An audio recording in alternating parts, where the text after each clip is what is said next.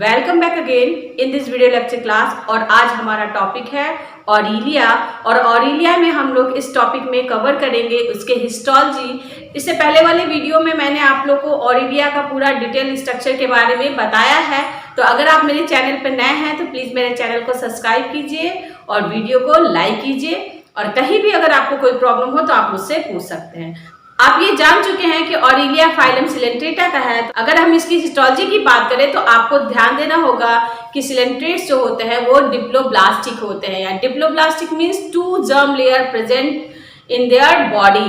तो 2 germ layer ये क्या होता है? ये जर्म लेयर होता है एक्टोडर्म और इंडोडर्म। और यहाँ के इंडोडर्म को हम क्या कहते हैं? यहाँ के इंडोडर्म को हम कहते हैं गैस्ट्रोडर्मिस। सिलेंट्रेट के इंडोडर्म को हम क्या कहते हैं? गैस्ट्रोडर्मिस। जैसे कि आपने ऑरिलिया में स्टडी कर लिया। और जो कैविटी कंटेन करता है उसको क्या कहते हैं? गैस्ट्रोवास्कुलर कैविटी कहते हैं।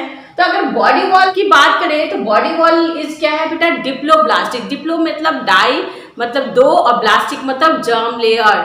ये जर्म लेयर क्या है बेटा?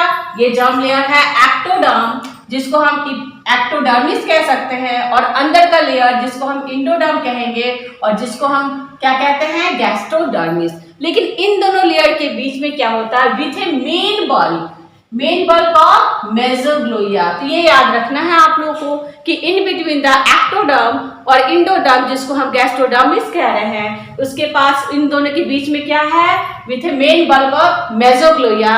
और इसकी जो मेसोग्लोइया होती है ऑरिलिया के मेसोग्लोइया से डिफरेंट है।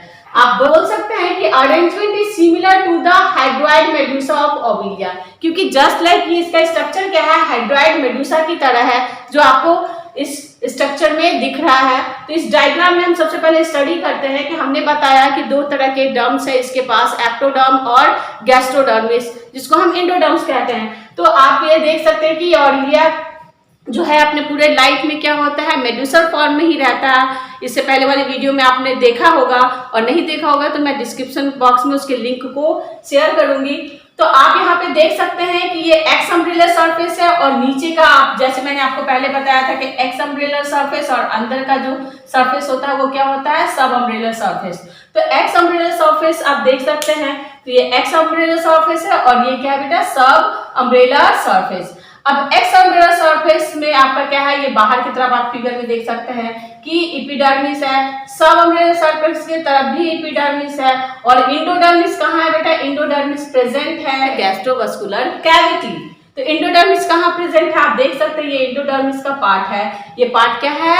Gastrovascular cavity. और इन दोनों के बीच में ये आपका मेन बल्क आप यहाँ देख सकते हैं। इंडोडर्म का ये लेयर हो गया, ये एक्टोडर्म का लेयर हो गया, और ये बीच के जितने भी मेन बल्क का ये लेयर है, यही क्या है बेटा? ये पार्ट है मेसोग्लोइया का।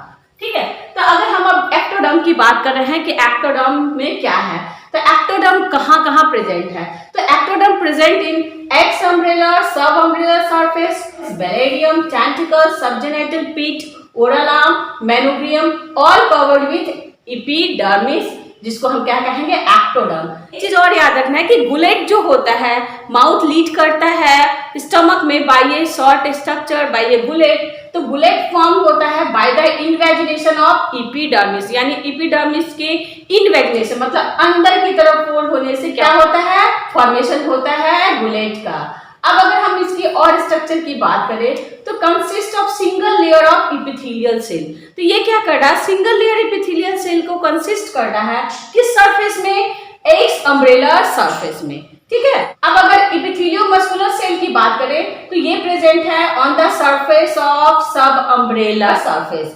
और इसके अलावा सेंसरी सेल ऑकर होता है in between the epithelial cell. और इस सेंसरी सेल में जो एपिथेलियल सेल प्रेजेंट है उसको हम नाम देते हैं सेंसरी एपिथेलियल सेल। तो एक्टोडर्म कहाँ प्रेजेंट है? ये आपको यहाँ फिगर में भी इजीली देख सकते हैं। तो एक्टोडर्म की प्रेजेंस कहाँ बेटा? एक्स अम्ब्रेलर साइड, सब अम्ब्रेलर साइड, वेलेरियम पे, सबजेनिटल पीट पे और गुलेट पे। ठीक है। तो इसके बाद हम स्टडी करते हैं कि एंडोडर्म, जिसको हम क्या कहेंगे? गैस्ट्रोडर्मिस, कहाँ प्रेजेंट है? आफ्टर एक्टोडर्म हम लोग स्टडी करते हैं गैस्ट्रोडर्मिस, जिसको इंडोडर्म्स करेंगे। तो गैस्ट्रोडर्मिस के बारे में आपने जाना कि क्या है? गैस्ट्रोडर्मिस है आपके जितने भी गैस्ट्रोवास्कुलर कैविटी, आप यहाँ देख सकते हैं कि गैस्ट्रोवास्कुलर कैविटी में जितने भी लाइन होते हैं सेल वो क्या होते हैं, गैस्ट्रोडर्मिस होते हैं, एक्सेप्ट गुलेट। गुलेट क्या होता है, इन्वेजिनेशन ऑफ एक्टोडर्मल सेल। तो all part of gastrovascular canal are lined with the gastrodermis except the gullet. ये आपने जान लिया। और इंपॉर्टेंट बात है कि gastric filament are formed of double layer of gastrodermis with a central core of mesogloea. तो गैस्ट्रिक फिलामेंट्स का डेवलपमेंट कैसे होता है बेटा, जब आपका double layer of gastrodermis fold होता है किसके साथ, with a central core of mesogloea, तो वो गैस्ट्रिक फिलामेंट का फॉर्मेशन करता है। Gonads are also gastrodermal. Gonads भी क्या होता है, गैस्ट्रोडर्मिस से ही लाइन रहता है। और कैविटी ऑफ टेंटिकुलोसिस्ट या आप इसको कहते हैं रोपेलियम का जो कैविटी है वो भी किससे लाइन रहेगा, गैस्ट्रोडर्मिस से। और gastrodermis mainly consist of flagellated columnar endothelial cell, यानी किसका बना हुआ है, ये बात आपको ध्यान रखनी पड़ेगी, फ्लैजिलेटेड कॉलमनर एंडोथेलियल सेल।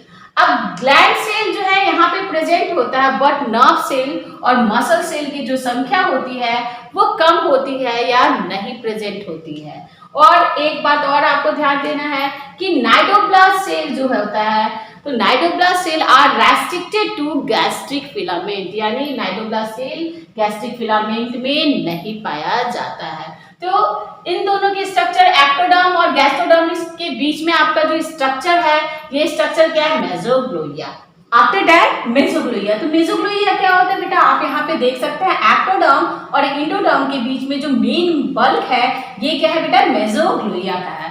तो it form a main bulk of the body और it form a thick layer between epidermis and gastrodermis. तो आप देख ही सकते हैं एपिडर्मिस और गैस्ट्रोडर्मिस के बीच में ये जो मेन बल्क है यही क्या है, मेसोग्लोया का है।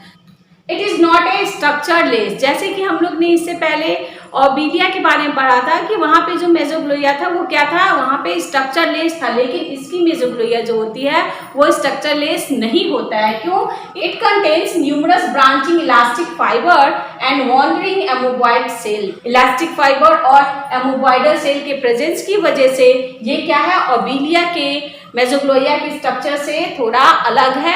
This type of mesogloea is called collenchyma. तो इस तरह की मेसोग्लोया को हम क्या कहते हैं, कोलेनकाइमा। तो ये ऑब्जेक्टिव में बेटा पूछता है ऑरिलिया के मेसोग्लोया को हम क्या कहते हैं, तो इसे हम लोग क्या कहते हैं, कोलेनकाइमा टाइप ऑफ सेल होता है, या जस्ट लाइक कह सकते हैं कि वो कनेक्टिव टिश्यू की जैसा होता है और उसका एक खास नाम दिया गया है जिसको हम क्या कहते हैं, कोलेनकाइमा। अगर हम ऑरिलिया के मस्कुलर सिस्टम के बारे में स्टडी करें तो body musculature is very well developed and confined to subumbrellar surface. ठीक है, अगर हम इसके मस्कुलेचर की बात करें तो formed of both striated and non striated muscles fibre.